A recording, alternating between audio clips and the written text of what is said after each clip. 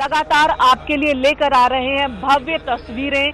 ये तस्वीर न सिर्फ प्रयागराज की हम आपको दिखा रहे हैं बल्कि हरिद्वार की भी दिखा रहे हैं, वाराणसी के घाटों की भी दिखा रहे हैं। प्रयागराज में कुंभ एक ऐसा आयोजन जो कि अपने आप में एक मिसाल बन चुका है। पूरे विश्व पटल पर आज चर्चा हो रही है कुंभ की कि आखिर कैसे संभव है कि एक शहर में करोड़ों की संख्या में लोग जुटे और वहां की व्यवस्था पर बहुत ज्यादा फर्क ना पड़े, और इतना अच्छा आयोजन कैसे मुमकिन हो जाता है प्रयागराज में कुंभ में। और ये आज की बात नहीं है, आज तो चलिए सरकार का अपनी तरफ से पूरा सहयोग है, प्रशासन का पूरा सहयोग है, लेकिन कुंभ का जो इतिहास है वो भी ऐसा ही है, स्वर्णिम इतिहास है। और जहां तक अगर हम इतिहास की बात करें, पुराणों की बात करें, तो कुंभ की शुरुआत सागर मंथन से हुई थी। सागर मंथन क्यों हुआ था, उसकी क्या अहमियत, ये भी जानना आज बेहद जरूरी है। ब्रजेंद्र जी हमारे साथ लगातार मौजूद है। ब्रजेंद्र जी, सागर मंथन आखिर है क्या, क्यों हुआ, और उससे जो अमृत की बात हो रही थी वो अमृत मिला क्या? और आज की अगर हम दृश्य की बात करें, आज के परिदृश्य की बात करें, तो आज अमृत हमारे लिए क्या हो सकता है? जब सत्पुरुष, जिन्हें हम देवता भी कहते हैं, शक्तिहीन हो जाते हैं किसी स्थिति के कारण, शत्रु उन पर हावी हो जाते हैं। असुरों ने जब बहुत ज्यादा शक्ति अर्जित कर ली, देवताओं के पास जब शक्ति की हीनता हो गई, वैभव की हीनता हो गई, उसके कई कारण थे। एक कारण तो था महर्षि दुर्वासा जी का श्राप।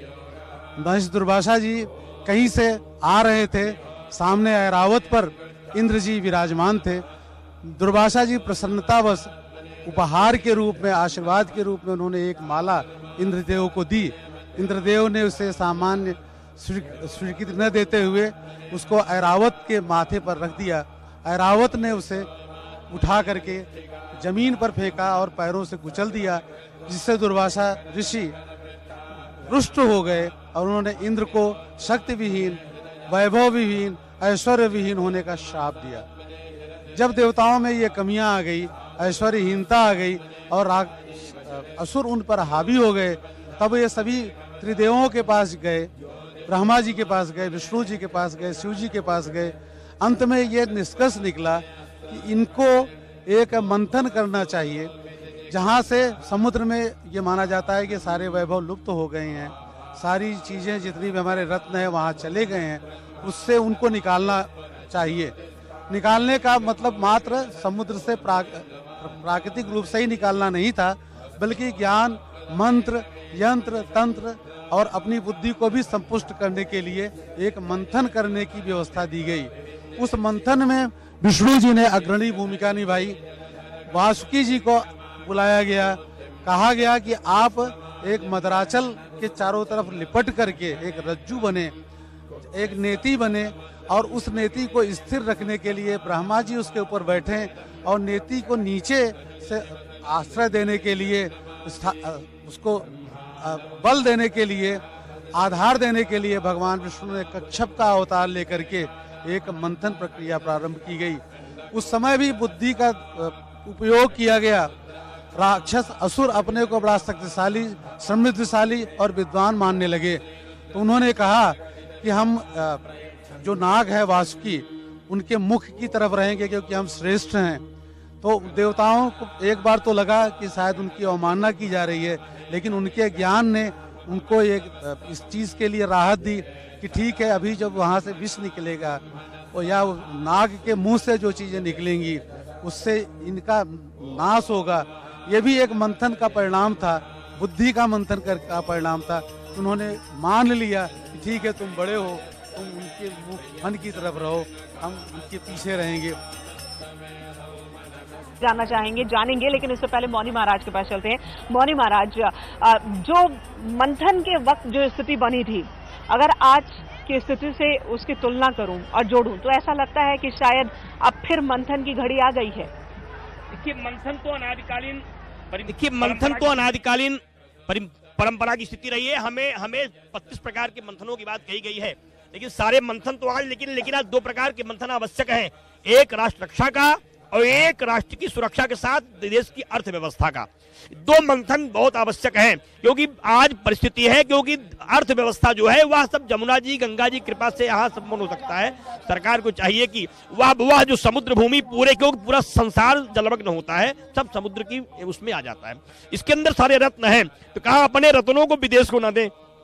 पहली बात, पाकिस्तान को सुरक्षा बंद करें, उसको जल देना बंद करें, नहीं तो हमारा इष्ट नाराज हो जाएगा। समुद्र मंथन में पहले यह भी निकला कि कहें कि जो हलाहल है, जो अमृत है, जो विष है, कहा उसको कहाँ ठीक करना है, क्योंकि विष का भी उपयोग हमारे साथ है, क्योंकि सर्प काटने के बाद विषैला इंजेक्शन ही काम करता है, इसलिए विष को भी हम पाकिस्तान को ना दे दें कि वो मर जाएगा, खत्म हो जाएगा। विष का भी हमें काम है, अमृत का काम है, जल का काम है, इसलिए मंथन करने की आवश्यकता है। और आपको दो चीज का अगर आप मंथन आज करा दीजिए, पहला मंथन ये हो जाए कि राष्ट्र से बड़ा कोई धर्म नहीं है, और दूसरा यह हो जाए कि देश सेना से बड़ा हमारे देश का और कोई सम्मानित स्वरूप नहीं है। तो चाहे नेता हो, चाहे दल हो, चाहे राजनीतिक लोग हो, चाहे संत हो, चाहे महात्मा हो, चाहे गृहस्थ हो, चाहे व्यवसायी हो, सारे लोग यह तय कर लें कि हमें सबसे पहले सेना को मजबूत करना है, सेना पे कोई टिप्पणी नहीं करनी है, सेना पे कोई कार्रवाई नहीं। जिसे कश्मीर में प्रतिबंध लगा दिया जाता है, सेना पर ही कार्रवाई होने लगती है, सेना का मनोबल गिरता है, आतंकवादी अपने आप देश में प्रवेश करते हैं, लोग मारे जाते हैं, फिर सेना शहीद होती है, फिर श्रद्धांजलि देते हैं,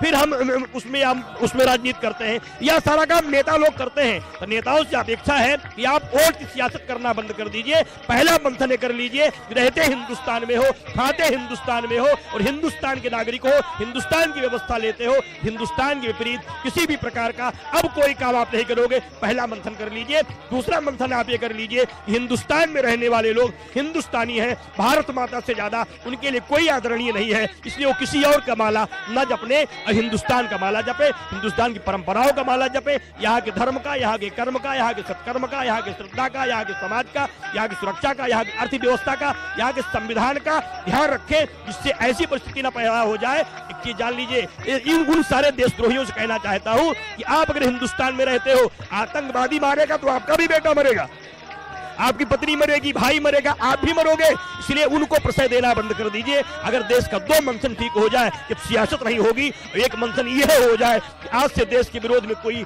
आंदोलन नहीं होगा, तो हमें लगता है कुंभ सफल हो जाएगा, स्नान सफल हो जाएगा, यज्ञ सफल हो जाएगी, पूजा सफल हो जाएगी, पाठ सफल हो जाएगा। सब कर मांगा हूं एक फल, हो ही राम पद ने, यह तो बैरागी कहता है, लेकिन जो सीमा पे रहता है वह कहता है सब कर मांगो एक फल, भारत का संदेश रक्षित हो यह देश, अब भारत स्वतंत्र संदेश। क्योंकि देश को बचाने के लिए जो नौजवान तपस्या करता है किसी योगी से कम नहीं रहता है, अपने परिवार को छोड़ के जाता है, घर को छोड़ के जाता है, शादियां करने के बाद लोग अपने पत्नी से मिल नहीं पाते हैं और जा करके देश के लिए शहीद हो जाते हैं, तो किसी योगी से कम नहीं है। इसलिए उनके प्रति कहीं भी कोई भी टिप्पणी करना निश्चित रूप से बड़ा अमर्यादित होता है।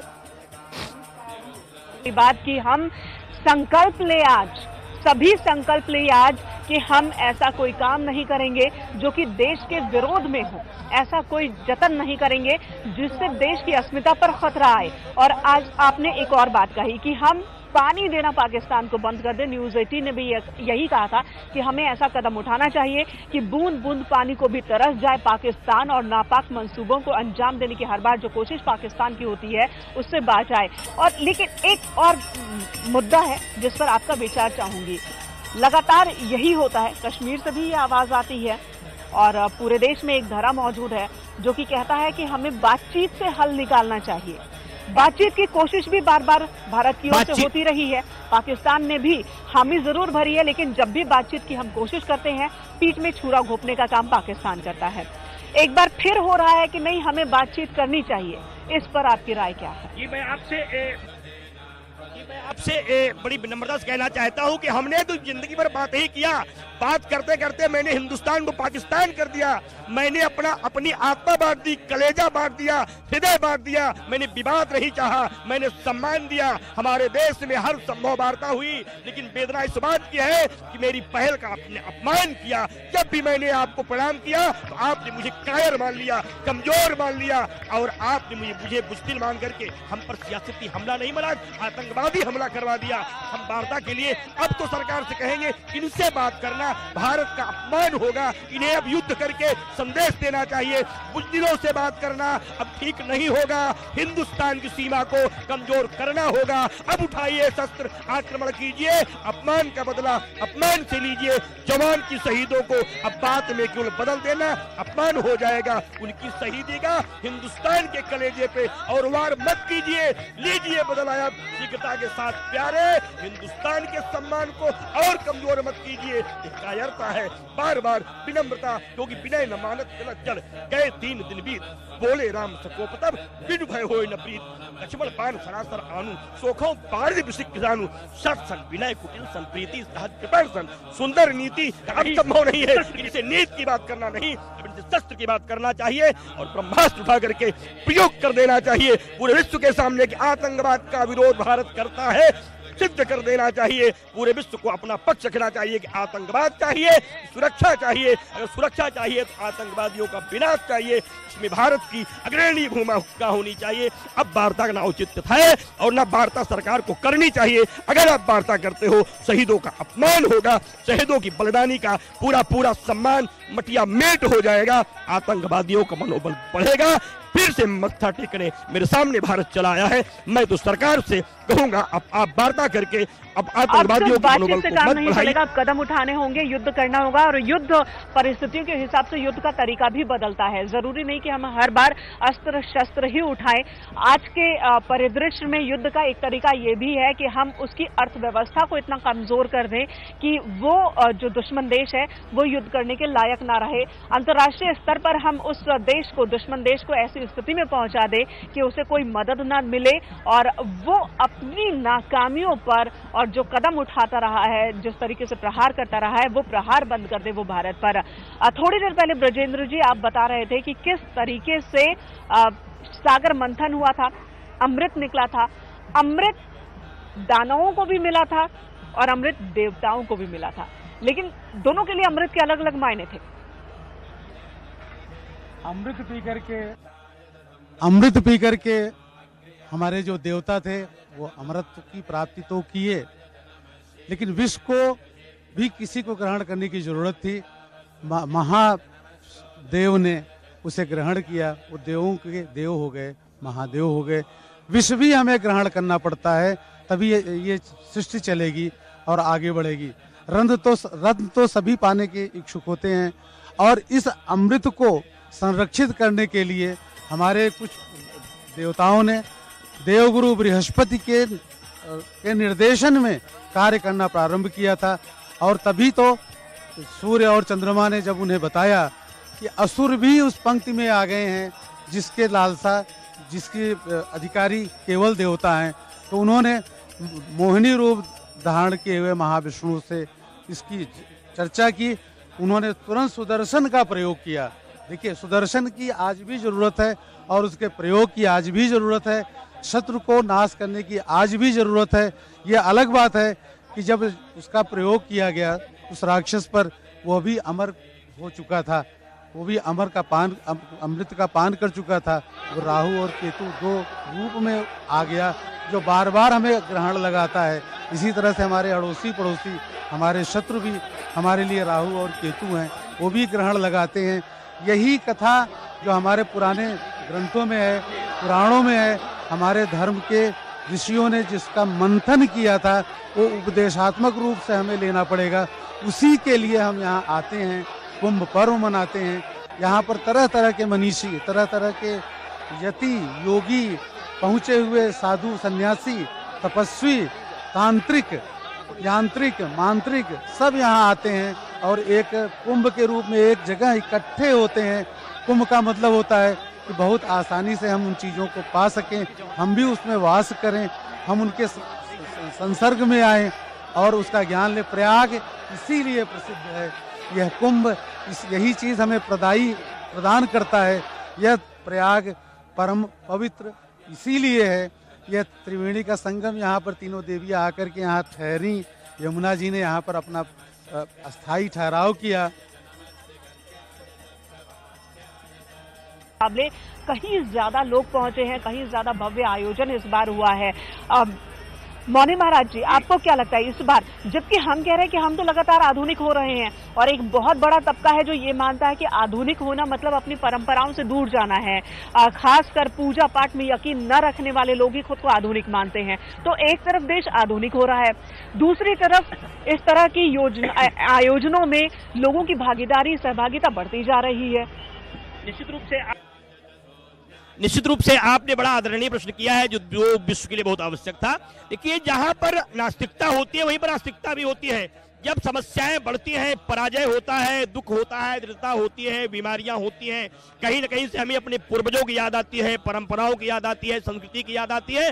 जब देश भौतिकवाद में बढ़ा, हमारे देश की बेटियां सुरक्षित हुई, नौजवान असुरक्षित हुआ, देश विपन्न होने लगा, समस्याएं बढ़ने लगी, रोग बढ़ने लगा, भयंकर बीमारियां होने लगी, तो उनके पूर्वजों ने बताया, देखिए भैया, हमारे यहाँ तर्पण का विधान था, गंगा स्नान का विधान था, दान का विधान था, कल्पवास का विधान था, आप लोगों ने सब बंद कर दिया। ईश्वर का प्रकोप हमारे ऊपर हो गया और लोगों को लगा हमसे बड़ी भूल हो रही है। हमने अंग्रेजी पढ़ के अंग्रेज हो गए और अपनी संस्कृति का, हम कहते हैं अंग्रेजी पढ़ना चाहिए लेकिन अंग्रेज नहीं होना चाहिए। अंग्रेजी जानना आवश्यक है, वह निश्चित रूप से बहुत आवश्यक हो गया है आज के युग में, लेकिन अंग्रेज बनना आवश्यक नहीं है। लोगों को लग रहा है कि हमने अपनी सभ्यताओं के साथ जो खिलवाड़ किया था हमें वापस आना चाहिए। यही स्थिति है। तमाम नौजवान जब यहाँ मेले में आ रहे हैं, उनसे पूछता हूँ, कहते हैं हमें अब श्रद्धा हुई जब मैंने नेट को खोला तो गंगा क्या है, यमुना क्या है, मतलब सरस्वती क्या है, समुद्र मंथन क्या है, अमृत निकला कैसे। अभी एक बात आचार्य कह रहे थे कि राहु को सर काट दिया गया। हमने कहा कि सर क्यों काटा गया, बड़ा प्रश्न है। मैं इस बात को स्पष्ट कर देना चाहता हूँ। और इस सर उनका इसलिए काटा गया कि जो अमृत पिए वह विष भी पीने की सामर्थ्य रखता है क्या? भगवान शंकर ने विष पिया और उनकी मृत्यु नहीं हुई, ये सामर्थ्य राक्षसों में नहीं थी। अगर विष पीते तो संपूर्ण धरा का विनाश हो जाता। अमृत वही पी सकता है जिसका स्वामी विष को हजम कर सकता है। हमारे महाकाल में विष हजम करने की क्षमता थी, इसलिए उनके कृपा पात्रों को ही अमृत पीने का अधिकार है। किसी भी राक्षस में विष हजम करने की क्षमता नहीं थी। इसलिए अगर आप बुराइयों को रोकना चाहते हैं, कहीं न कहीं से आध्यात्म की आवश्यकता होगी। आज चाहे जिस बिंदु पर आप जाए, चाहे चरित्र पर, चाहे शिक्षा पर, चाहे ज्ञान पर, चाहे चिंतन पर, चाहे मनन पर, चाहे जप पर, चाहे योग पर, चाहे अध्यात्म पर, चाहे प्राणायाम पर, चाहे आरोग्यता पर, चाहे प्रकृति पर, चाहे जल संचय पर, ये सारे संदेश कुंभ देता है। कुंभ केवल तीर्थ यात्रा की दृष्टि से ही नहीं, इनका जी यह तीर्थ जो है आपके व्यवसाय की दृष्टि से भी है, ज्ञान की दृष्टि से भी है, पत्रकारिता की दृष्टि से है और राजनीतिज्ञों के लिए भी कुंभ लगा हुआ है। यहाँ डुबकी लगाओगे, चर्चा में आ जाओगे, बिना मांगे करोड़ों वोट पा जाओगे। यहाँ सबका कुंभ लगा हुआ है। दानी दान लेकर के, ज्ञानी ज्ञान लेकर के, तपस्वी तपस्या करके और मोक्षार्थी मोक्ष लेकर के, लाभार्थी लाभ लेकर के और विद्यार्थी विद्या लेकर के और आयार्थी राजपद के वोट का भी संचय यहाँ करते हैं। कुंभ में जो बड़ी भीड़ है वहाँ तमाम कामना के लोग आए हैं। अर्थ, धर्म कि आज इस मंच से और कुंभ के मौके पर और कुंभ प्रयागराज कुंभ क्षेत्र से हम अपील कर रहे हैं अपने सभी श्रद्धालुओं से, अपने दर्शकों से कि आज जब आप डुबकी लगाएं तो एक डुबकी आप देश के नाम लगाएं। आज जब आप दीप जलाएं, जब आप आरती दिखाएं तो एक दीप हुतात्माओं के नाम भी जरूर जलाएं। लगातार तस्वीरें भी हम दिखा रहे हैं, प्रयागराज, हरिद्वार, वाराणसी की तस्वीरें, लाइव तस्वीरें, जहां पर बड़ी संख्या में श्रद्धालु पहुंचे हुए हैं, स्नान कर रहे हैं, पवित्र स्नान कर रहे हैं, पूजा पाठ कर रहे हैं, मां गंगा की आराधना कर रहे हैं, भगवान विष्णु की आराधना कर रहे हैं और अपने अपने परिवार के साथ देश की रक्षा की कामना कर रहे हैं।